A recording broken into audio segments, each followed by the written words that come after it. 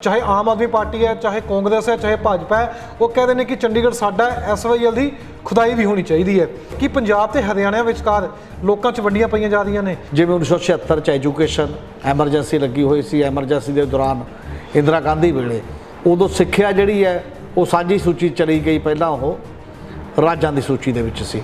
इस तरीके दे नाल हौली हौली चलदे चलदे हुण जिहड़े बाकी दे सवाल ने, केंद्र तां हुण तां बिल्कुल जिवें कहंदे ने पूरा स्पष्ट तौर के उत्ते ही इस राह चल पई है कि राज्यों को छड्डना ही कुछ नहीं। जिहड़ी कांग्रेस थोड़ी जी छुप के करती सी, बीजेपी नंगे चिट्टे रूप च करन लग गई, ताकतां दा केंद्रीकरण, हिंदूत्वी शासन।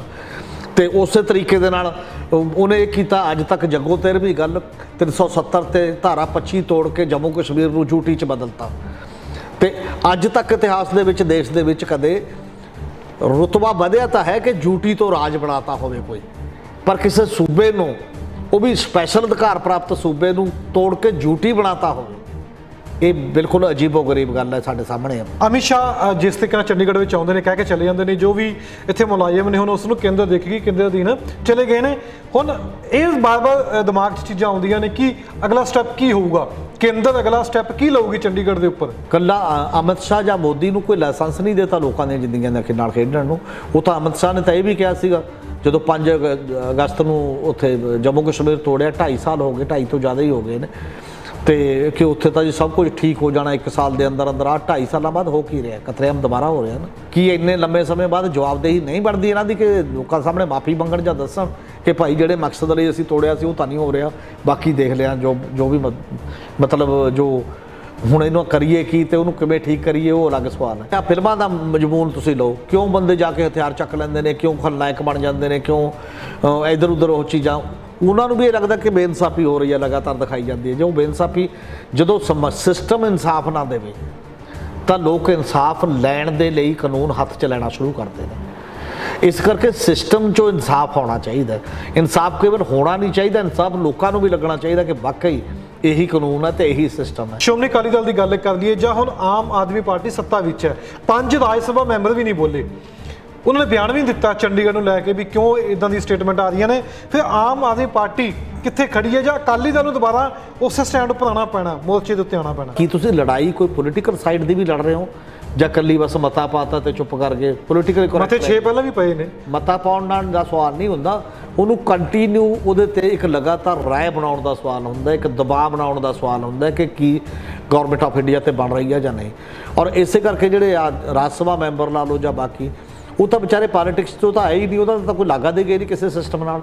2 बंदे दिल्ली तो चुने ने, 2 वपारी ने जिन्हां चों 1-2 ठगी दी इन्नियां ज़्यादा संभावना समझ आउंदियां ने, एक खिडारी आ उहदा अज तक पंजाब ते मैं तां कदे कोई बयान ही नहीं सुनिया कि राज सभा वर्गा एडा वड्डा एल्डरज दा साधन जिथे सियाणे तरीके दे नाल तुहाडी स्टेट नूं रिप्रजेंट करना है, तो उत्थे तुसीं किहों जे बंदे भेज रहे हो, उहदे तो तुहाडी नीयत ते तुहाडी काबलीयत जिहड़ी है वो दोनों ते सवाल खड़े होने लाजमी हुंदे ने। और इनू रीथिंक करन दा सवाल हुंदा इन्हां सारियां। चंडीगढ़ पंजाब दे पिंड उजड़े ने, पंजाब नाल ही घिरिया होया है, तो पंजाब की सारी इन्वेस्टमेंट है, पंजाब ने लाहौर खोया है, पंजाब चंडीगढ़ खोएगा। बार बार कितनी तकलीफ तुसीं किसी एक धिर नूं दिओगे, उस सारे मामले नूं मल बनाउण दी बजाय जिहदा हक है उहनूं दिओ। चंडीगढ़ के मामले च हरियाणा की पॉलिटिक्स क्योंकि बीजेपी का उपरों डंडा है, जे जायज़ स्टैंड हरियाणे की गौरमेंट ने लेना हुंदा उस मते दे विच तां उहनूं ये लेना चाहिए सी कि साडा 60-40 की रेशो है। केंद्र सरकार क्यों दखल दे रही है विच? जिन्ना चिर साडा सिस्टम चलदा तो उन्ना चिर साडे मुलाजम आउणे चाहिए ने ते पंजाब दे आउणे चाहिए ने।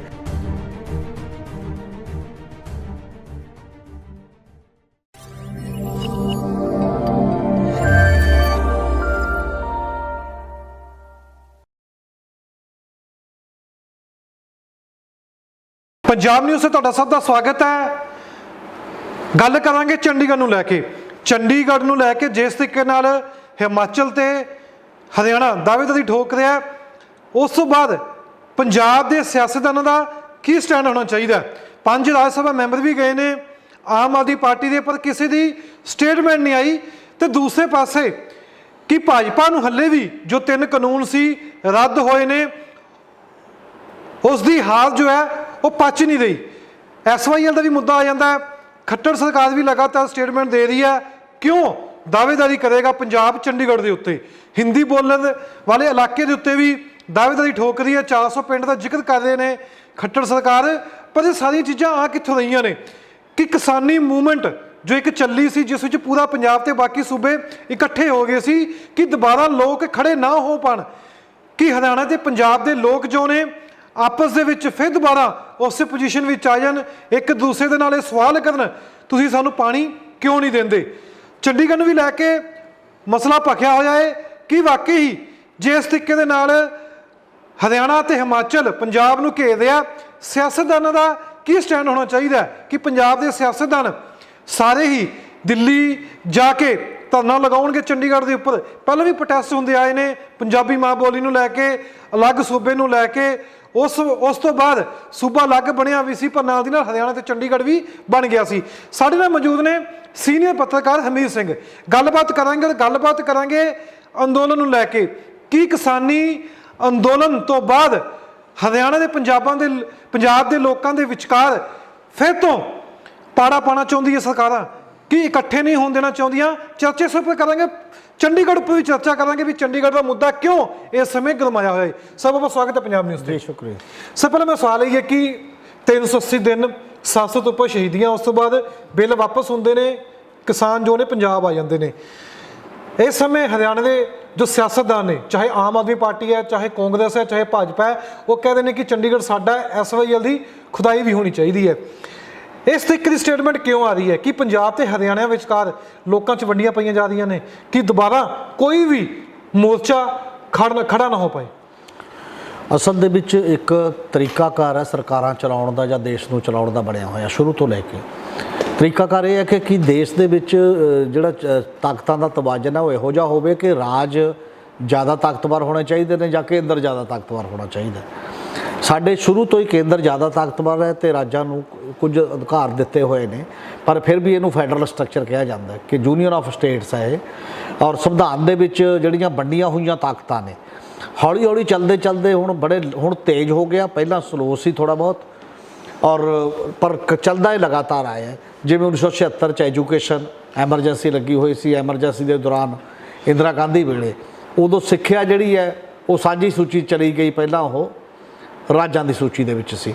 ਇਸੇ ਤਰੀਕੇ ਦੇ ਨਾਲ ਹੌਲੀ ਹੌਲੀ ਚੱਲਦੇ ਹੁਣ ਜਿਹੜੇ ਬਾਕੀ ਦੇ ਸਵਾਲ ਨੇ, ਕੇਂਦਰ ਤਾਂ ਹੁਣ ਤਾਂ ਬਿਲਕੁਲ ਜਿਵੇਂ ਕਹਿੰਦੇ ਨੇ ਪੂਰਾ ਸਪਸ਼ਟ ਤੌਰ ਦੇ ਉੱਤੇ ਹੀ ਇਸ ਰਾਹ ਚੱਲ ਪਈ ਹੈ ਕਿ ਰਾਜਾਂ ਕੋਲ ਛੱਡਣਾ ਹੀ ਕੁਛ ਨਹੀਂ। GST ਆਈ, GST ਨੇ ਰਾਜਾਂ ਦਾ ਟੈਕਸ ਲਾਉਣ ਦਾ ਹੱਕ ਖੋਲ੍ਹਿਆ ਤੇ ਟੈਕਸ ਹਟਾਉਣ ਦਾ ਹੱਕ ਖੋਲ੍ਹਿਆ। UAPA ਆਈ, ਪਹਿਲਾਂ ਆਪਣੇ ਇੱਕ ਨੋਟੀਫਿਕੇਸ਼ਨ ਆਇਆ ਕਿ BSF ਜਿਹੜੀ ਹੈ ਉਹ ਬਾਰਡਰ ਸਟੇਟਾਂ ਦੇ 50 ਕਿਲੋਮੀਟਰ ਦੇ ਦਾਇਰੇ ਦੇ ਅੰਦਰ ਉਹਨੂੰ ਅਧਿਕਾਰ ਹੈ ਕਿਤੇ ਸਰਚ ਕਰਨ ਦਾ, ਕਿਤੇ ਛਾਪਾ ਮਾਰਨ ਦਾ। ਉਹ ਮੁੱਦਾ ਵੀ ਅਜੇ ਪੰਜਾਬ ਨੇ ਹਾਈ ਕੋਰਟ ਦਾ, ਸੁਪਰੀਮ ਕੋਰਟ ਦੇ ਵਿੱਚ ਗਿਆ ਹੋਇਆ। ਉਸ ਤੋਂ ਬਾਅਦ ਫਿਰ ਆ ਗਿਆ BBMB ਦਾ ਜਿਹੜਾ ਇੱਕ ਆਰਜੀ ਅਰੇਂਜਮੈਂਟ ਕੀਤਾ ਹੋਇਆ। ਆਰਜੀ ਅਰੇਂਜਮੈਂਟ ਦਾ ਮਤਲਬ ਇਹ ਹੈ ਕਿ ਜਿੰਨਾ ਚਿਰ ਇਹ ਪੰਜਾਬ ਤੇ ਹਰਿਆਣੇ ਦਾ ਦਰਿਆਈ ਪਾਣੀਆਂ ਦਾ ਤੇ ਬਿਜਲੀ ਦਾ ਫੈਸਲਾ ਨਹੀਂ ਹੁੰਦਾ, ਉਨਾ ਚਿਰ ਵਾਸਤੇ ਭਾਰਤ ਸਰਕਾਰ ਜਿਹੜੀ ਹੈ ਉਹ BBMB ਰਾਹੀਂ ਇਹ ਸਾਰਾ ਕੰਟਰੋਲ ਕਰੂਗੀ, ਉਹਦੀ ਬਿਜਲੀ ਵੀ ਤੇ ਪਾਣੀਆਂ ਦਾ ਜਿਹੜਾ ਸਿਸਟਮ ਵੀ ਹੈ। ਪਰ ਉੱਥੇ ਨਿਗਰਾਨੀ ਦੇ ਵਾਸਤੇ ਇਹ ਸੀ ਕਿ ਚੇਅਰਮੈਨ ਜਿਹੜਾ ਸੀ ਉਹ ਇਹਨਾਂ ਸਟੇਟਾਂ 'ਚੋਂ ਨਹੀਂ ਲੱਗੂਗਾ ਜਿਹੜੀਆਂ ਸਟੇਟਾਂ ਦਾ ਆਪਸ 'ਚ ਸੰਪਰਕ ਹੈ ਜਾਂ ਜਿਹੜੀਆਂ ਨੇ ਵੰਡ ਹੋਣੀਆਂ, ਉਹ ਕਿਤੋਂ ਬਾਹਰੋਂ ਲੱਗੂਗਾ। ਤੇ ਮੈਂਬਰ ਜੋ ਨੇ, ਮੈਂਬਰ ਇੱਕ ਸਿੰਚਾਈ ਦਾ ਤੇ ਇੱਕ ਇਲੈਕਟ੍ਰੀਸਿਟੀ ਦਾ, ਇਹ ਦੋਨੋਂ ਸਿੰਚਾਈ ਵਾਲਾ ਹਰਿਆਣੇ 'ਚੋਂ ਤੇ ਬਿਜਲੀ ਵਾਲਾ ਪੰਜਾਬ 'ਚੋਂ ਲੱਗਣਗੇ। ਪਹਿਲਾਂ ਹਿਮਾਚਲ ਤੋਂ ਇੱਕ ਚੇਅਰਮੈਨ ਲਾਇਆ ਤੇ ਉਹ ਚੇਅਰਮੈਨ ਲੱਗਿਆ, ਉਹਨੇ ਡੈਮੇਜ ਕਿੰਨਾ ਕੀਤਾ ਪੰਜਾਬ ਨੂੰ। ਤੇ ਉਹਨੇ ਕਿਹਾ ਕਿ ਅਜੇ ਜਿਹੜਾ ਬਕਾਇਆ ਲੈਣਾ ਜੀ ਪੰਜਾਬ ਤੋਂ ਤਾਂ ਬਿਜਲੀ ਦਾ, ਤੇ ਉਹ ਬਕਾਇਆ ਜਿਹੜਾ ਲੈਣਾ ਪੰਜਾਬ ਤੋਂ ਬਿਜਲੀ ਦਾ ਉਹ ਲੱਖਾਂ ਕਰੋੜਾਂ ਰੁਪਏ ਦਾ ਬਕਾਇਆ ਸਾਡੇ ਵੱਲ ਨਿਕਲ ਰਿਹਾ ਉਸ ਪੱਧਰ ਦੇ ਉੱਤੇ। ਔਰ ਫਿਰ ਉਦੋਂ ਬਾਅਦ ਹੁਣ ਚੰਡੀਗੜ੍ਹ ਦਾ ਸਵਾਲ ਆ ਗਿਆ। ਚੰਡੀਗੜ੍ਹ ਦੇ ਸਵਾਲ 'ਚ ਉਹਨਾਂ ਨੇ ਇੱਕ ਨੋਟੀਫਿਕੇਸ਼ਨ ਇਹ ਜਾਰੀ ਕਰਤਾ ਕਿ ਜੇ ਅੱਗੇ ਤੋਂ ਇੱਥੇ ਪੰਜਾਬ ਦੇ ਰੂਲ ਫੋਲੋ ਨਹੀਂ ਹੋਣਗੇ, ਅੱਗੇ ਤੋਂ ਯੂਟੀ ਕੇਂਦਰ ਸ਼ਾਸਤ ਪ੍ਰਦੇਸ਼ ਦੇ ਜਾਂ ਭਾਵ ਕੇਂਦਰ ਸਰਕਾਰ ਵਾਲੇ ਸਰਵਿਸ ਰੂਲ ਜਿਹੜੇ ਨੇ ਹੋਣਗੇ। ਹੁਣ ਇਹ 2-3 ਗੱਲਾਂ ਸੋਚਣ ਵਾਲੀਆਂ ਨੇ। ਕੁਝ ਗੱਲਾਂ ਤਾਂ ਚਲੋ ਇਹ ਹੁੰਦੀਆਂ ਨੇ ਵੀ ਕੰਟਰੋਵਰਸੀ ਲਗਾਤਾਰ ਜਾਰੀ ਹੈ, ਉਹਨੂੰ ਨਿਪਟਾਉਣ ਦੀ ਕੋਸ਼ਿਸ਼ ਹੋ ਰਹੀ ਹੈ। ਕੁਝ ਸੈਟਲਡ ਗੱਲਾਂ ਸੀ ਹਜੇ, ਮਤਲਬ ਹਾਲਾਂਕਿ ਇਹ ਸੀ ਕਿ ਜਿਹੜੇ ਵੀ ਦੇਸ਼ਾਂ ਦੇ ਵਿੱਚ ਰਾਜਧਾਨੀਆਂ ਜਦੋਂ ਸੂਬੇ ਵੰਡੇ ਗਏ ਨੇ, ਰਾਜਧਾਨੀ ਮੇਨ ਸਟੇਟ ਦੇ ਕੋਲ ਗਈ ਹੈ ਜਿਹਦੇ ਲਈ ਉਹ ਬਣਾਈ ਗਈ ਸੀ। ਹਮੇਸ਼ਾ ਨਵੀਂ ਬਣੀ ਸਟੇਟ ਨੂੰ ਪੈਸੇ ਮਿਲੇ ਨੇ ਕਿ ਤੁਸੀਂ ਆਪਣੀ ਰਾਜਧਾਨੀ ਨਵੀਂ ਬਣਾ ਲਓ ਜਿਹੜੀ ਵੀ ਤੁਹਾਨੂੰ ਬਣਾਉਣੀ ਹੈ। ਔਰ ਭਾਸ਼ਾ ਦੇ ਆਧਾਰ 'ਤੇ ਸੂਬਿਆਂ ਦਾ ਸਵਾਲ ਸੀ। ਭਾਸ਼ਾ ਦੇ ਆਧਾਰ 'ਤੇ ਦਰਾਵੜੀਆਂ ਦਾ, ਖਾਸ ਤੌਰ 'ਤੇ ਆਂਧਰਾ ਪ੍ਰਦੇਸ਼ ਦੇ ਵਿੱਚ ਬੜੀ ਵੱਡੀ ਲੜਾਈ ਚੱਲੀ ਕਿ ਸਾਨੂੰ ਸਟੇਟ ਚਾਹੀਦਾ, ਮਦਰਾਸ ਪ੍ਰੈਜ਼ੀਡੈਂਸੀ ਦੇ ਵਿੱਚ ਅਸੀਂ ਨਹੀਂ ਰਹਿਣਾ, ਸਾਨੂੰ ਭਾਸ਼ਾ ਦੇ ਆਧਾਰ ਤੇ ਅਲੱਗ ਸਟੇਟ ਦਿਓ। ਤੇ ਉਹ ਆਂਧਰਾ ਦੇ ਵਿੱਚ ਇੱਕ ਜਿਹੜੀ ਸਟੇਟ ਦੇ ਤੌਰ ਤੇ ਉਹਨਾਂ ਨੂੰ ਭਾਸ਼ਾ ਦੇ ਆਧਾਰ ਤੇ ਮਿਲੀ, ਤਾਂ 1956 ਦੇ ਵਿੱਚ ਇੱਕ ਪਾਲਿਸੀ ਬਣਦੀ ਹੈ 54 ਦੇ ਵਿੱਚ, ਜਿਹਦੇ ਤਹਿਤ 56 ਦੇ ਵਿੱਚ ਭਾਸ਼ਾ ਦੇ ਆਧਾਰ ਤੇ ਸੂਬੇ ਆਰਗੇਨਾਈਜ਼ ਕੀਤੇ ਜਾਂਦੇ ਨੇ ਕਿ ਹਾਂ ਭਾਸ਼ਾ ਨੂੰ ਇੱਕ ਪਛਾਣ ਮੰਨ ਲਓ, ਜਿਹੜੇ ਵੀ ਨੇੜੇ ਤੇੜੇ ਦੇ ਸੂਬੇ ਨੇ ਉਹਨਾਂ ਦੇ ਆਧਾਰ ਤੇ ਵੰਡ ਦਿਓ। ਸਾਰੇ ਸੂਬੇ 1956 ਚ ਦਿੱਤੇ, ਪੰਜਾਬ ਨਹੀਂ ਦਿੱਤਾ, ਕਿਉਂਕਿ ਪੰਜਾਬ ਨੂੰ ਜਾਣ ਬੁੱਝ ਕੇ ਕਿਹਾ ਗਿਆ ਕਿ ਦੁਭਾਸ਼ੀ ਹੈ, ਇਹ ਪੰਜਾਬੀ ਭਾਸ਼ਾ ਨਹੀਂ। ਔਰ ਇਹਦੇ ਪੈਰਲਲ ਮੁਹਿੰਮ ਵੀ ਚਲਾਈ ਕੁਝ ਲੋਕਾਂ ਨੇ ਕਿ ਹਿੰਦੂਆਂ ਨੂੰ ਕਿਹਾ ਗਿਆ ਕਿ ਤੁਸੀਂ ਆਪਣੀ ਭਾਸ਼ਾ ਜਿਹੜੀ ਹੈ ਮਾਤ ਭਾਸ਼ਾ ਪੰਜਾਬੀ ਦੀ ਹਿੰਦੀ ਲਿਖਾਉਣੀ ਹੈ। ਉਹ ਸ਼ੁਰੂ ਤੋਂ ਇੱਕ ਡਿਸਕ੍ਰਿਮੀਨੇਸ਼ਨ, ਇੱਕ ਵਿਤਕਰੇ ਦਾ ਸਵਾਲ ਸੀ। ਫਿਰ ਜਿਹੜਾ ਬਣਿਆ ਵੀ, ਤੇ ਉਹ ਬਣੇ ਹੋਏ ਦੇ ਵਿੱਚ ਵੀ ਕਿੰਨੇ ਹੀ ਪੰਜਾਬੀ ਸਪੀਕਿੰਗ ਏਰੀਆ ਜਿਹੜੇ ਨੇ ਪੰਜਾਬੀ ਬੋਲੀ ਦੇ, ਚਾਹੇ ਊਨਾ ਤਹਿਸੀਲ ਹੈ ਪੂਰੀ ਦੇ ਪੂਰੀ ਊਨਾ ਅਜੇ ਵੀ ਬੋਲਦਾ। ਆ ਪੈਪਸੂ ਦਾ ਹਿੱਸਾ ਸੀਗੇ ਸਾਰੇ ਜਿਹੜੇ ਹਿਮਾਚਲ, ਸ਼ਿਮਲਾ ਵੀ ਰਿਟਸਰ ਵੇਲੇ ਪੰਜਾਬ ਦਾ ਹੀ ਹਿੱਸਾ ਸੀ, ਸ਼ਿਮਲਾ, ਮੰਡੀ ਵੀ, ਬਿਲਾਸਪੁਰ ਵੀ, ਬਾਕੀ ਸਾਰੇ ਇਹ ਕਾਂਗੜਾ ਤੇ ਆ ਸਾਰੇ ਪੰਜਾਬ ਦਾ ਹਿੱਸਾ ਸੀ। ਤੇ ਉਸ ਤੋਂ ਬਾਅਦ ਇਹ ਚੱਕ ਕੇ ਹਿਮਾਚਲ ਨੂੰ ਦੇ ਦਿੱਤੇ ਗਏ। ਔਰ ਜਿਹੜੇ ਹੋਰ ਸੂਬੇ ਨੇ ਨੇੜੇ ਤੇੜੇ ਗੰਗਾ ਨਗਰ ਉਧਰ ਤੇ ਇਸ ਪਾਸੇ ਵੱਲ ਹਰਿਆਣਾ ਦੇ ਨਾਲ ਦਾ ਲੱਗਦਾ ਜਿਹੜਾ ਹਿੱਸਾ ਹੈ, ਉਹ ਵੀ ਰੌਲਾ ਇਹਦਾ ਮਤਲਬ ਉਦੋਂ ਦਾ ਹੀ ਚੱਲਦਾ। ਪੰਜਾਬ ਪੁਨਰਗਠਨ ਐਕਟ ਦੇ ਤਹਿਤ ਜਦੋਂ ਤੋਂ ਮਤਲਬ ਹਰਿਆਣਾ ਬਣਿਆ ਉਦੋਂ ਤੋਂ ਲੈ ਕੇ ਇਹ ਟਕਰਾਅ ਜਾਰੀ ਹੈ 3 ਮੁੱਦਿਆਂ ਦੇ ਉੱਤੇ। ਇਹਦੇ ਤੇ ਬਹੁਤ ਬਲੱਡ ਸ਼ੈਡ ਵੀ ਹੋ ਚੁੱਕੇ ਆ। ਇਹਦੇ ਤੇ ਜਦੋਂ 1976 ਦੇ ਵਿੱਚ ਪਾਣੀਆਂ ਦੇ ਉੱਤੇ 24 ਅਕਤੂਬਰ 1976 ਨੂੰ ਇੰਦਰਾ ਗਾਂਧੀ ਅਵਾਰਡ ਵਨ ਸਾਈਡਲੀ ਕਰ ਦਿੰਦੇ ਆ ਕਿਉਂਕਿ ਐਮਰਜੈਂਸੀ ਲੱਗੀ ਹੋਈ ਹੈ, ਕੋਈ ਸਰਕਾਰ ਨਹੀਂ, ਐਮਰਜੈਂਸੀ ਦੇ ਮੁਤਾਬਕ ਸਭ ਕੁਝ ਹੋ ਰਿਹਾ, ਤਾਂ ਪਾਣੀਆਂ ਦੀ ਆਪਣੇ ਆਪ ਵੰਡ ਕਰ ਦਿੱਤੀ ਗਈ। ਤੇ ਵੰਡ ਦੇ ਬਾਅਦ ਜਦੋਂ ਮਤਲਬ ਸਰਕਾਰ ਬਦਲਦੀ ਹੈ 77 ਦੇ ਵਿੱਚ, ਪੰਜਾਬ ਨੇ ਸੁਪਰੀਮ ਕੋਰਟ ਕੇਸ ਕੀਤਾ। ਸੁਪਰੀਮ ਕੋਰਟ ਦੇ ਵਿੱਚ ਕੇਸ ਫਾਈਨਲ ਹੋਣਾ ਸੀਗਾ ਤੇ ਤੁਸੀਂ 31 ਦਸੰਬਰ 1981 ਨੂੰ ਆ ਕੇ 3 ਚੀਫ ਮਿਨਿਸਟਰ ਆਪਦੇ ਬਿਠਾਉਂਦੇ ਹੋ, ਉਹਨਾਂ ਨੂੰ ਕਹਿੰਦੇ ਵਾਪਸ ਲਓ ਸਾਰੇ ਫੈਸਲੇ। ਜਾਂ ਤਾਂ ਤੁਸੀਂ ਅਦਾਲਤ ਤੇ ਖੜ ਜਾਂਦੇ ਜਾਂ ਤੁਸੀਂ ਪੋਲੀਟੀਕਲ ਫੈਸਲਾ ਕਰ ਲੈਂਦੇ, ਤੁਸੀਂ ਦੋਨੋਂ ਨਹੀਂ ਕੀਤੇ। ਤੇ ਇਸੇ ਲਈ ਚੰਡੀਗੜ੍ਹ ਸੀ, ਚੰਡੀਗੜ੍ਹ ਵੀ ਕੁਝ ਖਾਸ ਸਮੇਂ ਤੇ ਹੀ ਰੱਖਿਆ ਗਿਆ ਸੀ। ਇਹ ਨਹੀਂ ਵੀ ਤੁਸੀਂ ਪਰਮਾਨੈਂਟ ਇੰਨੇ ਸਾਲ ਹੋ ਜਾਣ ਤੇ ਤੁਸੀਂ ਹੁਣ ਉਹਨੂੰ ਪੱਕਾ ਹੀ ਆਪਣਾ ਹੀ ਬਣਾ ਲਓ, ਚੰਡੀਗੜ੍ਹ ਦਿਓ ਹੀ ਨਾ ਪੇਰੈਂਟ ਸਟੇਟ ਨੂੰ। ਰਾਜੀਵ ਲੌਂਗੋਵਾਲ ਸਮਝੌਤਾ ਜਿਹੜਾ 24 ਜੁਲਾਈ 1985 ਨੂੰ ਦੇਸ਼ ਦੇ ਪ੍ਰਧਾਨ ਮੰਤਰੀ ਔਰ ਅਕਾਲੀ ਦਲ ਦੇ ਪ੍ਰਧਾਨ ਦੇ ਦਰਮਿਆਨ ਹੁੰਦਾ ਹੈ, ਜਿਹਨੂੰ ਪਾਰਲੀਮੈਂਟ ਦੇ ਵਿੱਚ ਸਰਬਸੰਮਤੀ ਨਾਲ ਮਾਨਤਾ ਮਿਲਦੀ ਹੈ। 26 ਜਨਵਰੀ 1986 ਨੂੰ ਇੱਥੇ ਬੋਰਡ ਲੱਗ ਜਾਂਦੇ ਨੇ ਕਿ ਚੰਡੀਗੜ੍ਹ ਪੰਜਾਬ ਦੇ ਹਵਾਲੇ ਕੀਤਾ ਜਾਊਗਾ, ਉਹ ਵੀ ਤੁਸੀਂ ਲਾਗੂ ਨਹੀਂ ਕਰਦੇ। ਫਿਰ ਪੰਜਾਬੀ ਸਪੀਕਿੰਗ ਏਰੀਆਜ਼ ਦਾ ਜਿਹੜਾ ਝਗੜਾ ਵੀ ਉਦੋਂ ਸ਼ਾਹ ਕਮਿਸ਼ਨ ਸੀ ਹੱਲ ਹੋ ਗਿਆ ਸੀ। ਉਹ ਇਹ ਸੀ ਵੀ ਕੱਦੂ ਖੇੜੇ ਨੂੰ ਆਪਾਂ ਬਣਾ ਲਓ ਇੱਕ ਸੈਂਟਰ, ਉੱਥੇ ਦੁਬਾਰਾ ਮਰਦਮਸ਼ੁਮਾਰੀ ਕਰਾ ਲਓ, ਜਿੱਧਰ ਉਹ ਬਹੁ ਗਿਣਤੀ ਲੋਕ ਉਹਦੇ ਕਹਿਣਗੇ ਉਧਰੋਂ ਚਲਾ ਜਾਊਗਾ। ਔਰ ਦੋਨੋਂ ਸੂਬਿਆਂ ਦੇ ਪੋਲੀਟੀਸ਼ੀਅਨ ਵੀ ਉੱਥੇ ਬੈਠੇ, ਜਾ ਕੇ ਸਿਆਸਤਦਾਨ ਬੈਠੇ। 92% ਲੋਕਾਂ ਨੇ ਕਿਹਾ ਕਿ ਅਸੀਂ ਪੰਜਾਬੀ ਸਪੀਕਿੰਗ, ਅਸੀਂ ਨਹੀਂ ਹਰਿਆਣੇ ਨਾਲ ਜਾਣਾ, ਅਸੀਂ ਪੰਜਾਬ ਨਾਲ ਜਾਣਾ। ਤਾਂ ਇਹਦਾ ਮਤਲਬ ਉਹ ਵੀ ਹੁਣ ਨਵੇਂ ਬਾਰ-ਬਾਰ ਨਵੇਂ ਮੁੱਦੇ ਚੱਕਣ ਦਾ ਮਤਲਬ। ਅੱਛਾ, ਹੁਣ ਕਿਉਂ ਮੁੱਦੇ ਆਦੇ ਨੇ ਕਿਸਾਨੀ ਅੰਦੋਲਨ ਤੋਂ ਬਾਅਦ? ਆਹੋ, ਇਹ ਆ ਕਿਉਂ ਰਹੇ ਨੇ? ਕਿਉਂਕਿ ਆ ਇਸ ਲਈ ਰਹਿੰਦੇ, ਇੱਕ ਤਾਂ ਉਹ ਮਾਨਸਿਕਤਾ ਜਿਹੜੀ ਬੀਜੇਪੀ, ਜਿਹੜੀ ਕਾਂਗਰਸ ਥੋੜੀ ਜਿਹੀ ਛੁਪ ਕੇ ਕਰਦੀ ਸੀ, ਬੀਜੇਪੀ ਨੰਗੇ ਚਿੱਟੇ ਰੂਪ ਚ ਕਰਨ ਲੱਗ ਗਈ, ਤਾਕਤਾਂ ਦਾ ਕੇਂਦਰੀਕਰਨ, ਹਿੰਦੂਤਵੀ ਸ਼ਾਸਨ। ਤੇ ਉਸੇ ਤਰੀਕੇ ਦੇ ਨਾਲ ਉਹਨੇ ਇਹ ਕੀਤਾ। ਅੱਜ ਤੱਕ ਜੱਗੋ ਤੇਰ ਵੀ ਗੱਲ 370 ਤੇ ਧਾਰਾ 25 ਤੋੜ ਕੇ ਜੰਮੂ ਕਸ਼ਮੀਰ ਨੂੰ ਯੂਟੀ ਚ ਬਦਲਤਾ। ਤੇ ਅੱਜ ਤੱਕ ਇਤਿਹਾਸ ਦੇ ਵਿੱਚ ਦੇਸ਼ ਦੇ ਵਿੱਚ ਕਦੇ ਰੁਤਬਾ ਵਧਿਆ ਤਾਂ ਹੈ ਕਿ ਯੂਟੀ ਤੋਂ ਰਾਜ ਬਣਾਤਾ ਹੋਵੇ ਕੋਈ, ਪਰ ਕਿਸੇ ਸੂਬੇ ਨੂੰ, ਉਹ ਵੀ ਸਪੈਸ਼ਲ ਅਧਿਕਾਰ ਪ੍ਰਾਪਤ ਸੂਬੇ ਨੂੰ ਤੋੜ ਕੇ ਯੂਟੀ ਬਣਾਤਾ ਹੋਵੇ, ਇਹ ਬਿਲਕੁਲ ਅਜੀਬੋ-ਗਰੀਬ ਗੱਲ ਹੈ ਸਾਡੇ ਸਾਹਮਣੇ। ਉਹ ਜਿਹੜਾ ਤਾਕਤਾਂ ਦਾ ਕੇਂਦਰੀਕਰਨ ਹੈ ਕਿ ਰਾਜ ਕੇਵਲ ਸੂਬੇਦਾਰੀਆਂ ਰਹਿਣ, ਮੇਨ ਗੱਲ ਮੇਰੀ ਦਿੱਲੀ ਤੋਂ ਮੇਰੇ ਕੋਲ ਚੱਲੇ, ਉਹ ਜਿਹੜੀ ਪਾਲਿਸੀ ਹੈ ਜਿਹੜੀ ਫੈਡਰਲਿਜ਼ਮ ਨੂੰ ਕਮਜ਼ੋਰ ਕਰ ਰਹੀ ਹੈ, ਰਾਜਾਂ ਨੂੰ ਕਮਜ਼ੋਰ ਕਰ ਰਹੀ ਹੈ, ਖਿੱਤਿਆਂ ਦੀਆਂ ਪਛਾਣਾਂ ਨੂੰ ਨਜ਼ਰਅੰਦਾਜ਼ ਕਰ ਰਹੀ ਹੈ, ਉਸ ਪਾਲਿਸੀ ਦੇ ਤਹਿਤ ਇਹ ਬਾਰ-ਬਾਰ ਇੱਕ ਇੱਕ ਮੁੱਦਾ ਲਗਾਤਾਰ ਲਿਆਂਦਾ ਜਾ ਰਿਹਾ। ਤੇ ਉਹ ਮੁੱਦੇ ਆਉਂਦੇ ਜਾਂਦੇ ਨੇ, ਉਹ ਇੱਕ ਤੇ ਬੋਲਦੇ ਨੇ, ਫਿਰ ਦੂਜਾ ਆ ਜਾਂਦਾ, ਦੂਜੇ ਤੇ ਬੋਲਦੇ ਨੇ, ਤੀਜਾ ਆ ਜਾਂਦਾ, ਚੌਥਾ ਬੋਲਦਾ। ਜਿਹੜਾ ਸਵਾਲ ਇਹ ਸੀਗਾ ਕਿ ਪਿਛਲੇ ਸਾਲਾਂ ਦੇ ਦੌਰਾਨ ਘੱਟੋ ਘੱਟ 1.25 ਸਾਲ ਕਿਸਾਨਾਂ ਨੇ ਦਿੱਲੀ ਦੀਆਂ ਬਰੂਹਾਂ ਤੇ ਗੁਜ਼ਾਰਿਆ, ਜਿੱਥੇ ਦੋਨਾਂ ਧਿਰਾਂ ਨੂੰ ਸਮਝ ਆਈ ਕਿ ਆਪਣੇ ਬੇਸਿਕ ਇਸ਼ੂ ਤਾਂ ਹੋਰ ਨੇ। ਪਾਣੀ ਦੇ ਮੁੱਦੇ ਤੇ ਆਪਾਂ ਨੂੰ ਲੜਾਇਆ ਗਿਆ ਕਿ ਫਿਰ ਵੋਟਾਂ ਵੇਲੇ ਹੱਲ ਨਹੀਂ ਕਰਨਾ, ਵੋਟਾਂ ਵੇਲੇ। ਹੁਣ ਜੇ ਸਮਝੌਤਾ, ਜੇ ਦੋ ਭਰਾਵਾਂ 'ਚ ਵੀ ਫੈਸਲਾ ਕਰਾਉਣਾ ਹੋਵੇ ਜਾਂ ਕਿਸੇ ਵੀ ਸਮਾਜ 'ਚ ਨਿਆਂ ਆਧਾਰਿਤ ਫੈਸਲਾ ਹੋਣਾ ਹੋਵੇ, ਉਹ ਦੋ ਹੀ ਤਰੀਕਿਆਂ ਨਾਲ ਹੁੰਦਾ। ਇੱਕ ਤਾਂ ਇਹ ਕਿ ਉਸ ਸਮੇਂ ਦੇ ਵਿੱਚ ਚੱਲਦੇ ਕੋਈ ਨਿਯਮ ਕਾਨੂੰਨ ਜੋ ਵੀ ਹੈਗੇ ਨੇ ਉਹਦੇ ਮੁਤਾਬਕ ਫੈਸਲਾ ਕਰ ਲਓ। ਦੂਜਾ, ਜੋ ਨਿਯਮ ਕਾਨੂੰਨ ਵੀ ਤੁਹਾਨੂੰ ਨਹੀਂ ਠੀਕ ਲੱਗਦੇ ਤਾਂ ਭਾਈਚਾਰਕ ਤੌਰ ਤੇ ਬੈਠੋ, ਆਪਸੀ ਲੈਣ ਦੇਣ ਕਰਕੇ ਜੋ ਵੀ ਨਿਪਟਾ ਲਓ। ਕੋਈ ਤਰੀਕਾ ਤਾਂ ਬਣਾਉਣਾ ਸੀ। ਤੇ ਇਹਨਾਂ ਨੇ ਨਾ ਭਾਰਤੀ ਸੰਵਿਧਾਨ ਦੀ ਮੰਨੀ, ਨਾ ਦੁਨੀਆ ਦੇ ਆਧਾਰ ਤੇ ਜਿਹੜਾ ਰਪੇਰੀਅਨ ਪ੍ਰਿੰਸੀਪਲ ਚੱਲ ਰਿਹਾ ਉਹਦੇ ਆਧਾਰ ਤੇ ਮੰਨੀ, ਤੇ ਨਾ ਬੈਠ ਕੇ ਹੱਲ ਕਰਨ ਦੀ ਸੋਚੀ, ਸਗੋਂ ਵਨ ਸਾਈਡਡ ਤਰੀਕੇ ਦੇ ਨਾਲ ਆਪਣੇ ਆਪਣਾ ਕਰ ਲਿਆ। ਉਹਦੇ ਨਾਲ ਫਿਰ ਕੀ ਹੋਇਆ ਕਿ ਬਹੁਤ ਜ਼ਿਆਦਾ ਕਪੂਰੀ ਮੋਰਚਾ ਲੱਗਦਾ ਜਦੋਂ 8 ਅਪ੍ਰੈਲ 1982 ਨੂੰ SYL ਦਾ ਟੱਕ ਲੱਗਦਾ, ਉਹ ਜਾ ਕੇ ਧਰਮ ਯੁੱਧ ਮੋਰਚੇ 'ਚ ਤਬਦੀਲ ਹੁੰਦਾ। ਔਰ ਧਰਮ ਯੁੱਧ ਮੋਰਚੇ ਤੋਂ ਬਾਅਦ ਫਿਰ ਅੱਗੇ ਹੋਰ ਮੰਗਾ, ਫਿਰ ਸਾਰਾ ਜਿਹੜਾ ਅਨੰਦਪੁਰ ਸਾਹਿਬ ਦਾ ਮਤਾ ਆਉਂਦਾ। ਇਹ ਸਾਰੀਆਂ ਚੀਜ਼ਾਂ ਉਧਰ ਨੂੰ ਵਾਪਰੀਆਂ, ਸਾਹਮਣੇ ਦੇਖੀਆਂ ਨੇ, ਇਹ ਨਹੀਂ ਕਿ ਕਿਸੇ ਨੂੰ ਨਹੀਂ ਦੇਖੀਆਂ। ਇਹ ਐਡਾ ਨਾਜ਼ੁਕ ਮਾਮਲਾ ਹੈ। ਹੁਣ ਉਹ ਜਿਹੜਾ ਭਾਈਚਾਰਾ ਬਣਿਆ ਸੀ ਉਸ ਅੰਦੋਲਨ 'ਚ, ਉਹ ਕਹਿੰਦੇ ਯਾਰ ਵੀ ਕੋਈ ਗੱਲ ਨਹੀਂ, ਪਾਣੀ ਸਾਨੂੰ ਜੇ ਦਿਓਗੇ ਵੀ ਨਹੀਂ ਤਾਂ ਵੀ ਠੀਕ ਹੈ। ਪੰਜਾਬ ਕਹਿੰਦਾ ਸੀ ਵੀ ਜੇ ਮੁਹੱਬਤ ਨਾਲ ਪਾਣੀ ਲੈ ਲਓਗੇ ਤੇ ਤਾਂ ਵੀ ਠੀਕ ਹੈ। ਮਤਲਬ ਕਿ ਮੁਹਾਵਰਾ ਚੱਲ ਗਿਆ ਸੀ ਭਾਈਚਾਰਕ ਸਾਂਝ ਦਾ, ਹੈ ਨਾ, ਆਪਸ ਦੇ ਵਿੱਚ। ਇਹ ਪਹਿਲਾਂ ਵੀ ਤੋੜਨ ਦੀ ਕੋਸ਼ਿਸ਼ ਕੀਤੀ ਗਈ ਹਰਿਆਣਾ ਸਰਕਾਰ ਨੇ। ਤਾਂ ਵਿੱਚ ਦੀ ਤੁਹਾਡੇ ਯਾਦ ਹੋਣਾ, ਹਰਿਆਣੇ ਦੇ ਮੰਤਰੀ ਮਿਲ ਕੇ ਆਏ ਸੀ ਕੇਂਦਰੀ ਮੰਤਰੀ ਨੂੰ ਉਸ ਅੰਦੋਲਨ ਦੌਰਾਨ ਵੀ, SYL ਉਦੋਂ ਤਾਂ ਸੁਣੀ ਨਹੀਂ ਕਿਸੇ ਨੇ। ਉਦੋਂ ਤਾਂ ਇਹ ਉੱਪਰ ਦੀ ਲੰਘ ਗਿਆ ਕੰਮ ਕਿ ਤੁਸੀਂ ਸਾਨੂੰ ਲੜਾਉਣਾ ਚਾਹੁੰਦੇ ਹੋ ਉਸ ਪੱਧਰ ਦੇ ਉੱਤੇ। ਹੁਣ SYL ਛੱਡ ਦਿਓ, ਉਹਦੇ ਤੇ ਤਾਂ ਪਹਿਲਾਂ ਵੀ ਨਹੀਂ ਸੁਣੀ। ਦੋ ਚੀਜ਼ਾਂ ਜਿਹੜੀਆਂ ਨੇ, ਹਰਿਆਣੇ ਦੀ ਵਿਧਾਨ ਸਭਾ ਨੇ ਵੀ ਮਤਾ ਪਾਇਆ, ਪੰਜਾਬ ਦੀ ਵਿਧਾਨ ਸਭਾ ਨੇ ਵੀ ਮਤਾ ਪਾਇਆ। ਹਰਿਆਣੇ ਨੇ ਕੀ ਮਤਾ ਪਾਇਆ ਕਿ ਜਿਹੜਾ BBMB ਦੀ ਸਾਡੀ ਮੈਂਬਰੀ ਲਈ ਜਾ ਰਹੀ ਹੈ ਇਹ ਤਾਂ ਗਲਤ ਹੈ। ਪੰਜਾਬ ਨੇ ਵੀ ਇਹ ਮਤਾ ਪਾਇਆ ਕਿ ਜਿਹੜਾ ਸਾਡਾ ਹੱਕ BBMP ਤੇ ਜੋ ਉਹਨੂੰ ਲਿਆ ਜਾਂਦਾ ਇਹ ਗਲਤ ਹੈ। ਇੱਥੇ ਦਾ ਮਤਲਬ ਦੋਨਾਂ ਦਾ ਇਕੱਠ ਹੈ।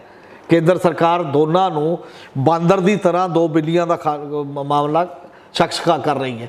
ਤੇ ਚੰਡੀਗੜ੍ਹ ਦੇ ਮਾਮਲੇ ਦੇ ਵਿੱਚ ਵੀ, ਚੰਡੀਗੜ੍ਹ ਦੇ ਮਾਮਲੇ 'ਚ ਹਰਿਆਣਾ ਦੀ ਪੋਲੀਟਿਕਸ, ਕਿਉਂਕਿ BJP ਦਾ ਉੱਪਰੋਂ ਡੰਡਾ ਹੈ। ਜੇ ਜਾਇਜ਼ ਸਟੈਂਡ ਹਰਿਆਣੇ ਦੀ ਗੌਰਮੈਂਟ ਨੇ ਲੈਣਾ ਹੁੰਦਾ ਉਸ ਮਤੇ ਦੇ ਵਿੱਚ, ਤਾਂ ਉਹਨੂੰ ਇਹ ਲੈਣਾ ਚਾਹੀਦਾ ਸੀ ਕਿ ਸਾਡਾ 60-40 ਦੀ ਰੇਸ਼ੋ ਹੈ। ਕੇਂਦਰ ਸਰਕਾਰ ਕਿਉਂ ਦਖਲ ਦੇ ਰਹੀ ਹੈ ਵਿੱਚ? ਜਿੰਨਾ ਚਿਰ ਸਾਡਾ ਸਿਸਟਮ ਚੱਲਦਾ ਤੇ ਉਹਨਾਂ ਚਿਰ ਸਾਡੇ ਮੁਲਾਜ਼ਮ ਆਉਣੇ ਚਾਹੀਦੇ ਨੇ ਤੇ ਪੰਜਾਬ ਦੇ ਆਉਣੇ ਚਾਹੀਦੇ ਨੇ। ਇਹ ਦੋ ਨੁਕਤੇ ਅੱਜ ਵੀ ਪੰਜਾਬ ਤੇ ਹਰਿਆਣਾ ਦੀ ਸਹਿਮਤੀ ਵਾਲੇ ਨੇ। ਪਰ ਸਿਆਸਤਦਾਨ ਆਪਣੀ ਵੋਟ ਬੈਂਕ ਤੋਂ ਕੇਵਲ ਚੱਲਦਾ।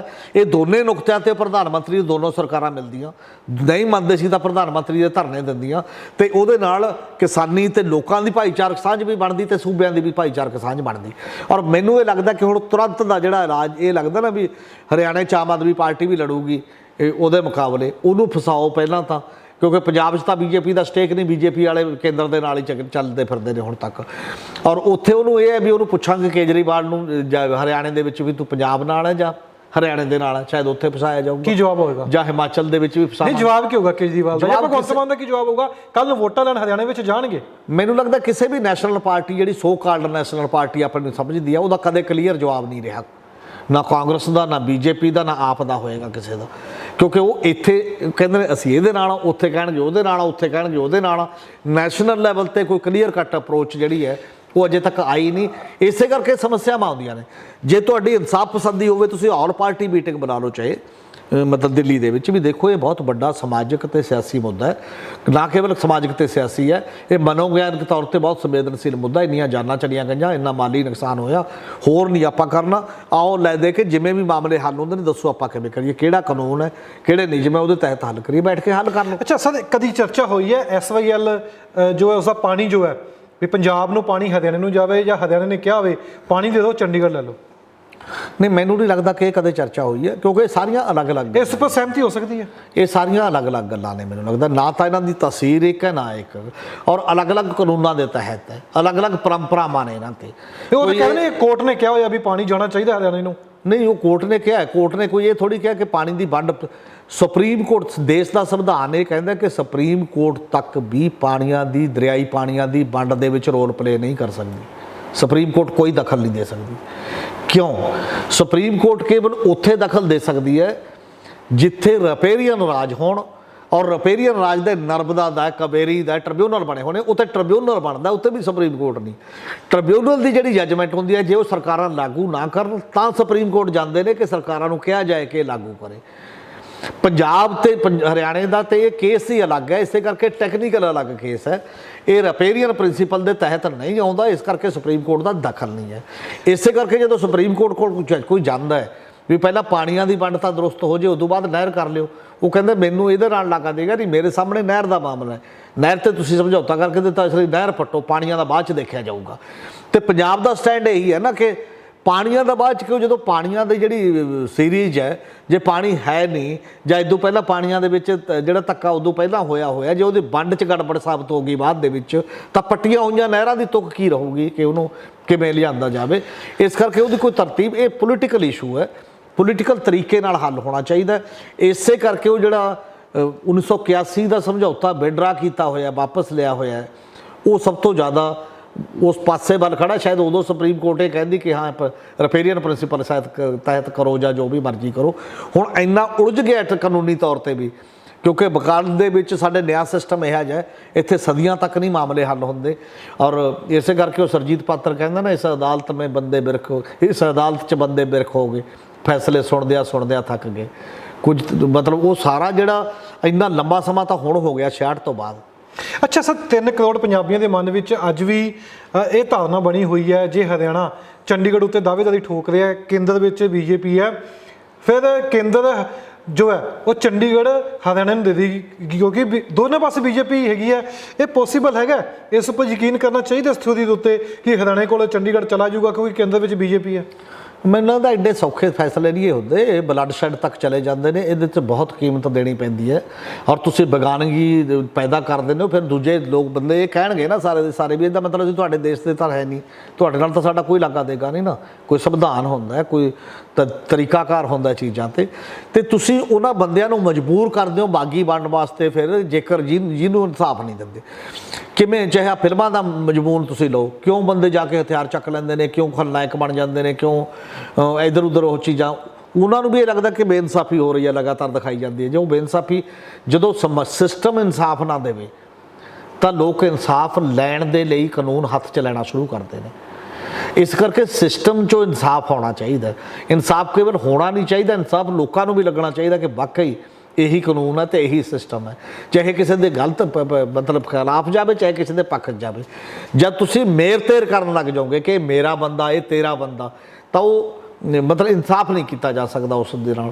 ਬੇਗਾਨਗੀ ਦੇ ਨਾਲ ਬਾਕੀ ਬੰਦੇ ਦੇ ਨਾਲ ਫਿਰ ਉਹ ਤੁਹਾਡੇ ਉੱਤੇ ਭਰੋਸਾ ਨਹੀਂ ਕਰੂਗਾ ਉਸ ਪੱਧਰ 'ਤੇ।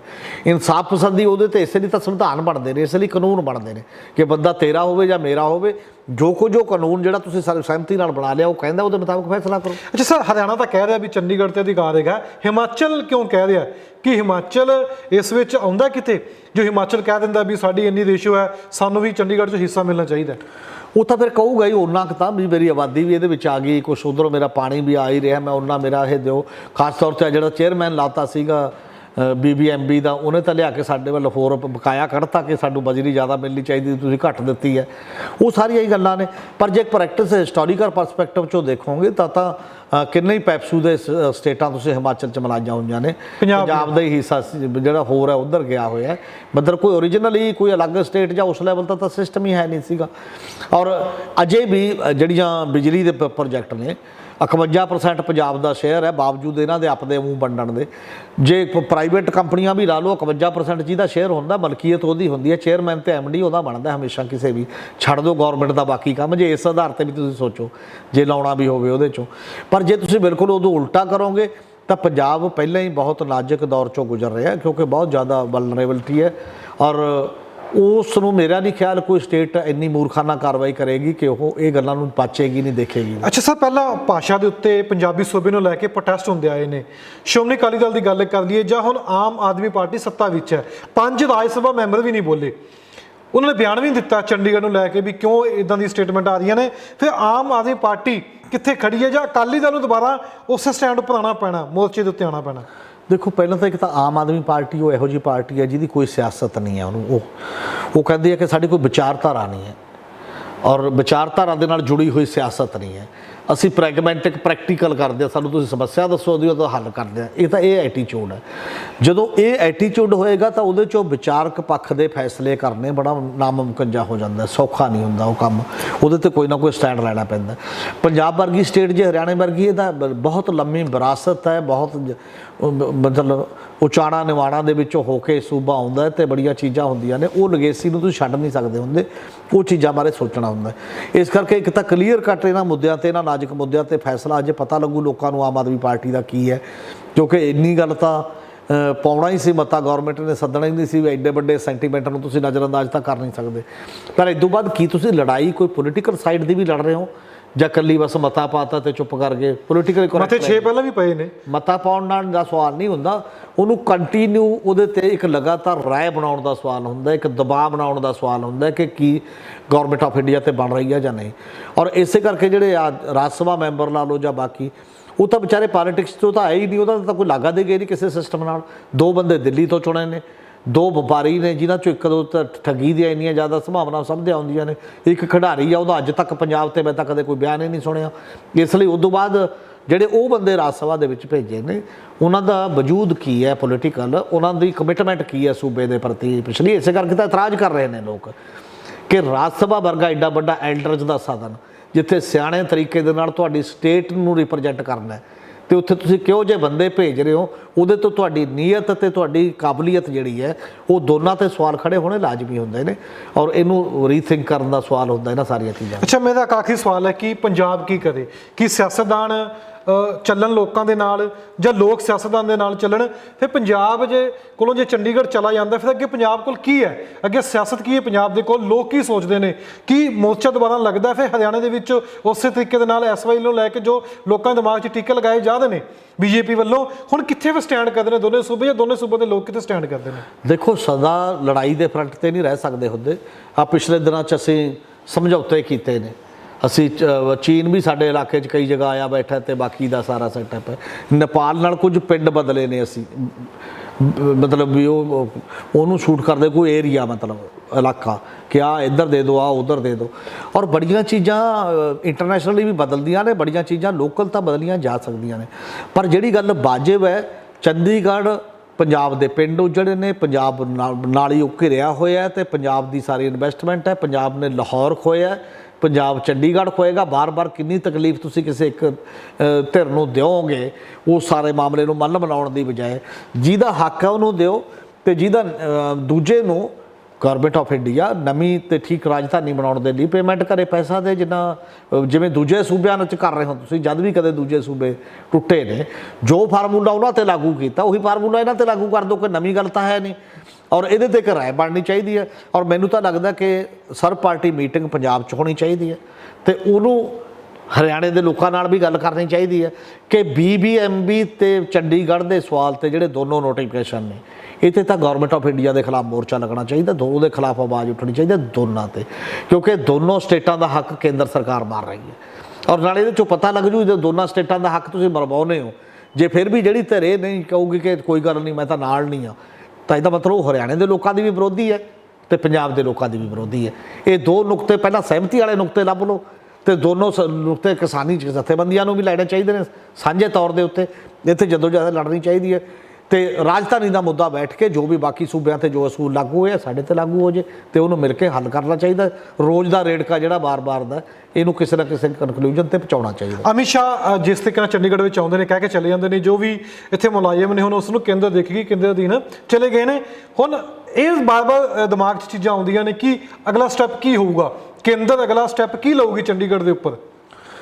ਨਹੀਂ, ਉਹ ਤਾਂ ਸਟੈਪ ਤਾਂ ਕੀ ਲਊਗੀ, ਉਹ ਹੋ ਸਕਦਾ ਹੌਲੀ ਹੌਲੀ ਪਰਮਾਨੈਂਟ ਇਹਨੂੰ ਡਿਊਟੀ ਦਾ ਦੂਜਾ ਫੇਰੇ ਕਹਿ ਦੇਣ ਵੀ ਚਲ ਇੱਥੇ ਅਸੈਂਬਲੀ ਛੋਟੀ ਮੋਟੀ ਬਣਾ ਦਿਓ, ਇੱਕ ਅਲੱਗ ਰਾਜ ਬਣਾ ਦਿਓ। ਦਿੱਲੀ ਵੀ ਤਾਂ ਇੱਕ ਅਲੱਗ ਰਾਜ ਵੀ ਬਣ ਗਿਆ ਜਿਵੇਂ ਯੂਟੀ ਸੀਗਾ, ਤੇ ਗੋਆ ਵੀ ਐਵੇਂ ਹੀ ਬਣਿਆ। ਬਾਕੀ ਜੇ ਫਿਰ ਪਰਮਾਨੈਂਟ ਕੇਂਦਰ ਦਾ ਕੰਟਰੋਲ ਦਾ ਇੱਕ ਸੈਟਅਪ ਕਰ ਲਊਗਾ। ਯੂਟੀ 'ਚ ਇਲੈਕਸ਼ਨ ਹੋ ਜਾ ਕਰੇਗੀ, ਉਹ ਜੀ ਗੌਰਮੈਂਟ ਆਫ ਇੰਡੀਆ ਦੇਖਿਆ ਕਰੇਗੀ ਨਾਲ, ਜਿਵੇਂ ਨਗਰ ਨਿਗਮ ਹੈ ਹੁਣ ਐਡੀ ਅਸੈਂਬਲੀ ਬਣਾ ਦੇਣਗੇ ਟੁੱਟੀ ਫੁੱਟੀ ਵਿੱਚ ਜਿਹੜੀ ਵੀ ਜਿਹੋ ਜਿਹੀ ਹੈ। ਔਰ ਇਹ ਜਿਹੜੀਆਂ ਚੀਜ਼ਾਂ ਨੇ ਉਸ ਪੱਧਰ ਦੇ ਉੱਤੇ ਬੜੀਆਂ ਖਤਰਨਾਕ ਨੇ। ਇਕੱਲਾ ਅਮਿਤ ਸ਼ਾਹ ਜਾਂ ਮੋਦੀ ਨੂੰ ਕੋਈ ਲਾਇਸੈਂਸ ਨਹੀਂ ਦਿੱਤਾ ਲੋਕਾਂ ਦੀਆਂ ਜ਼ਿੰਦਗੀਆਂ ਦੇ ਨਾਲ ਖੇਡਣ ਨੂੰ। ਉਹ ਤਾਂ ਅਮਿਤ ਸ਼ਾਹ ਨੇ ਤਾਂ ਇਹ ਵੀ ਕਿਹਾ ਸੀਗਾ ਜਦੋਂ 5 ਅਗਸਤ ਨੂੰ ਉੱਥੇ ਜੰਮੂ ਕਸ਼ਮੀਰ ਤੋੜਿਆ, 2.5 ਸਾਲ ਹੋ ਗਏ, 2.5 ਤੋਂ ਜ਼ਿਆਦਾ ਹੀ ਹੋ ਗਏ ਨੇ, ਤੇ ਕਿ ਉੱਥੇ ਤਾਂ ਜੀ ਸਭ ਕੁਝ ਠੀਕ ਹੋ ਜਾਣਾ 1 ਸਾਲ ਦੇ ਅੰਦਰ ਅੰਦਰ। 2.5 ਸਾਲਾਂ ਬਾਅਦ ਹੋ ਕੀ ਰਿਹਾ? ਕਤਲੇਆਮ ਦੁਬਾਰਾ ਹੋ ਰਿਹਾ ਨਾ, ਤੇ ਲੋਕਾਂ ਦਾ ਰਾਈਟ ਵੀ ਨਹੀਂ। ਤੇ ਪੁੱਛਣ ਵਾਲਾ ਕੌਣ ਹੈ ਜਾਂ ਦੱਸਣ ਵਾਲਾ ਕੌਣ ਹੈ? ਕੀ ਇੰਨੇ ਲੰਮੇ ਸਮੇਂ ਬਾਅਦ ਜਵਾਬਦੇਹੀ ਨਹੀਂ ਬਣਦੀ ਇਹਨਾਂ ਦੀ ਕਿ ਲੋਕਾਂ ਸਾਹਮਣੇ ਮਾਫੀ ਮੰਗਣ ਜਾਂ ਦੱਸਣ ਕਿ ਭਾਈ ਜਿਹੜੇ ਮਕਸਦ ਲਈ ਅਸੀਂ ਤੋੜਿਆ ਸੀ ਉਹ ਤਾਂ ਨਹੀਂ ਹੋ ਰਿਹਾ, ਬਾਕੀ ਦੇਖ ਲਿਆ ਜੋ ਵੀ ਮਤਲਬ ਜੋ ਹੁਣ ਇਹਨੂੰ ਕਰੀਏ ਕੀ ਤੇ ਉਹਨੂੰ ਕਿਵੇਂ ਠੀਕ ਕਰੀਏ, ਉਹ ਅਲੱਗ ਸਵਾਲ ਹੈ। ਪਰ ਜਵਾਬਦੇਹੀ ਹੈ ਨਹੀਂ। ਨਾ ਪ੍ਰਧਾਨ ਮੰਤਰੀ ਪ੍ਰੈਸ ਕਾਨਫਰੰਸ ਕਰਦੇ ਨੇ, ਨਾ ਅਮਿਤ ਸ਼ਾਹ ਕਿਸੇ ਨੂੰ ਜਵਾਬਦੇਹ ਹੈ। ਅਤੇ ਜਦੋਂ ਜਵਾਬਦੇਹ ਨਾ ਹੋਵੇ ਤਾਂ ਦੇਸ਼ ਸਹੀ ਚੱਲਦੇ ਨੇ। ਉੱਥੇ ਫਿਰ ਲੋਕਾਂ ਦਾ ਹੀ ਮੇਨ ਰੋਲ ਹੋ ਜਾਂਦਾ ਕਿ ਲੋਕ ਸਮਝਦਾਰੀ ਦੇ ਨਾਲ ਅੰਦੋਲਨਾਂ ਦੇ ਰਾਹ ਪੈਣ, ਵੱਡੇ ਆਪਣੀ ਆਵਾਜ਼ ਜੇ ਕੋਈ ਨਹੀਂ ਸੁਣਦਾ ਤੇ ਉਹਨੂੰ ਸੁਣਾਉਣ ਦੀ ਸਮਰੱਥਾ ਪੈਦਾ ਕਰਨ ਕਿਸੇ ਨਾ ਕਿਸੇ ਰੂਪ ਦੇ ਵਿੱਚ, ਤਾਂ ਹੀ ਉਸ ਤਰੀਕੇ ਨਾਲ ਚੱਲ ਸਕਦਾ। ਤੁਸੀਂ ਸਾਰੀ ਗੱਲਬਾਤ ਸੁਣੀਏ। ਸਾਡੇ ਨਾਲ ਮੌਜੂਦ ਸਨ ਸੀਨੀਅਰ ਪੱਤਰਕਾਰ ਹਮੀਦ ਸਿੰਘ। ਇੰਟਰਵਿਊ ਕਰਨ ਦਾ ਮਕਸਦ ਇਹ ਸੀ ਕਿ ਜਿਸ ਤਰੀਕੇ ਨਾਲ ਦੋਨੋਂ ਪਾਸੋਂ ਬਿਆਨ ਆ ਜਾਂਦੇ ਨੇ, ਦਿੱਲੀ ਵਾਲੇ ਪਾਸੋਂ ਵੀ ਤੇ ਹਰਿਆਣੇ ਵਾਲੇ ਪਾਸੋਂ ਵੀ ਚੰਡੀਗੜ੍ਹ ਜੋ ਹੈ ਉਹ ਹਰਿਆਣੇ ਦਾ, ਹਿਮਾਚਲ ਵੀ ਹੁਣ ਆਪਣੀ ਦਾਅਵੇਦਾਰੀ ਠੋਕਦੇ, ਕਿਉਂਕਿ ਹਿਮਾਚਲ ਵਾਲੇ ਪਾਸੇ ਵੀ ਲੋਕ ਜੋ ਨੇ ਉਹ ਰਹਿੰਦੇ ਨੇ ਏਰੀਏ ਦੇ ਵਿੱਚ। ਤਾਂ ਇਸ ਤਰੀਕੇ ਦੇ ਨਾਲ ਲਗਾਤਾਰ ਹੀ ਬਿਆਨਬਾਜ਼ੀ ਆਉਂਦੀ ਪਈ ਹੈ ਕਿ ਦੂਸਰੇ ਪਾਸੇ 3 ਬਿੱਲ ਜੋ ਰੱਦ ਹੋਏ ਨੇ, ਕਿਤੇ ਨਾ ਕਿਤੇ ਕੇਂਦਰ ਸਰਕਾਰ ਜਾਂ ਭਾਜਪਾ ਸਰਕਾਰ ਦੇ ਮਨ ਵਿੱਚ ਹੱਲੇ ਵੀ ਉਹ ਖਲਾ ਹੈ ਕਿ ਬਿੱਲ ਰੱਦ ਕੀਤੇ ਗਏ ਸੀ ਪੰਜਾਬ ਦੇ ਕਾਰਨ, ਇਸ ਕਰਕੇ ਬਾਰ-ਬਾਰ ਕੋਈ ਇਹੋ ਜਿਹੇ ਕਾਨੂੰਨ ਆਉਂਦੇ ਰਹਿਣ ਜਿਸ ਕਰਕੇ ਪੰਜਾਬ ਜੋ ਹੈ ਉਸ ਦੀ ਦੁੱਖ ਦੀ ਰੱਖ ਤੇ ਹੱਥ ਰੱਖਦੇ ਨੇ। ਚਰਚਾ ਬਣੀ ਰਹੇਗੀ ਪੰਜਾਬ ਨੂੰ ਲੈ ਕੇ ਕਿ ਵਾਕਈ ਹੀ ਚੰਡੀਗੜ੍ਹ ਜੋ ਹੈ ਹਰਿਆਣੇ ਕੋਲ ਚਲਾ ਜਾਊਗਾ ਜਾਂ ਯੂਟੀ ਬਣ ਕੇ ਰਹਿ ਜਾਊਗਾ। ਇਹ ਵੀ ਸਵਾਲ ਨੇ। ਸਟੇਟਮੈਂਟ ਆਉਣੀਆਂ ਵਾਕਈ ਸਿਆਸਤ ਦੇ ਵਿੱਚ ਕਿਤੇ ਨਾ ਕਿਤੇ ਲੱਗਦਾ ਹੈ ਕਿ ਲੋਕਾਂ ਨੂੰ ਇੱਕ ਦੂਜੇ ਤੋਂ ਦੂਰ ਕੀਤਾ ਜਾ ਰਿਹਾ। ਲੜਾਈ ਆਪਣੀ ਹੈ, ਲੜਾਈ ਲੋਕਾਂ ਨੂੰ ਹੀ ਲੜਨੀ ਪੈਣੀ ਹੈ ਕਿ ਸਿਆਸਤਦਾਨ ਪਹਿਲਾਂ ਵੀ ਲੜਾਈਆਂ ਲੜਦੇ ਸਨ, ਕਿ ਦੁਬਾਰਾ ਪੰਜਾਬ ਦੇ ਸਿਆਸਤਦਾਨ ਇਸ ਲੜਾਈ ਨੂੰ ਅੱਗੇ ਲੈ ਕੇ ਜਾਣਗੇ, ਕਿ ਇਸ ਲੜਾਈ ਉੱਪਰ ਸਟੈਂਡ ਲੈਣਗੇ।